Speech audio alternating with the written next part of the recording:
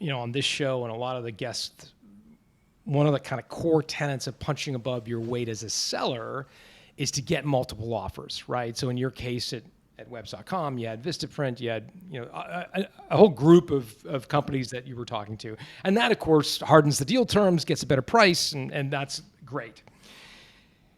When you were wearing your GoDaddy hat, what was your reaction to learn that a company was being shopped to your competitors?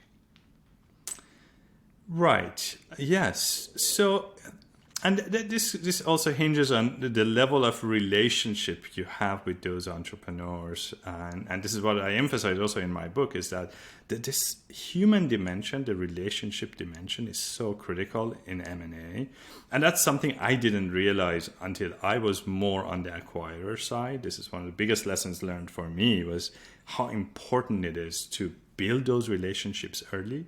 Now, if my first interaction with an entrepreneur, or our company's leadership's interaction with an entrepreneur, the first one is, hey, we're in an auction process, do you guys want to participate? It just kind of leaves a bad taste. Acquirers have feelings too. Why didn't we know about you guys beforehand, right? Are we just here to prop up your valuation with others? Because obviously, if we were important enough to you as a strategic acquirer, you would have built that relationship with us. So that this is kind of the mindset of an acquirer.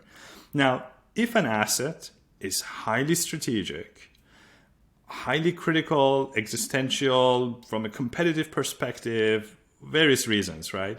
We could still throw our hat in. We wouldn't be so emotionally hurt that we would just say, forget it. We would still have a business logic and look at it. But the bar would be very high. It would have to be really something quite important to us to engage. Now, the bar would be lower if we had already had a relationship with that company or entrepreneur. Maybe we had connective tissues with them. Maybe they are already integrated into our product suites. Maybe we are doing co-marketing with them. It could be different ways that we have known them over the years. And then they enter into a competitive, a lot of times they get an inbound interest. Then we would be much more eager to engage. Again, the business logic has to be there. But the bar, I would say, is lower because we have confidence. We know our counterparts. What I observed in doing those many acquisitions at GoDaddy, and our team did over 20, actually over 30 probably in my 7-year tenure there, is that on average, we had known the target for over a year.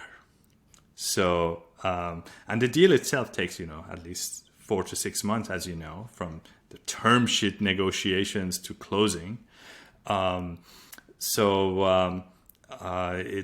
a long-term kind of relationship building exercise that entrepreneurs need to engage in before they bring up the subject of a competitive dynamic in an acquisition. Hey, thanks for watching today's video. If you love today's video, then I bet you're going to absolutely love John Warrillow's best-selling book, Built to Sell. It's been endorsed by entrepreneurs such as Seth Godin, Bo Burlingham, Patrick Bet-David, Tim Ferriss, and many more. And guess what? You can grab a free copy of this book. All you have to do is head over to builttosell.com to grab your free copy today.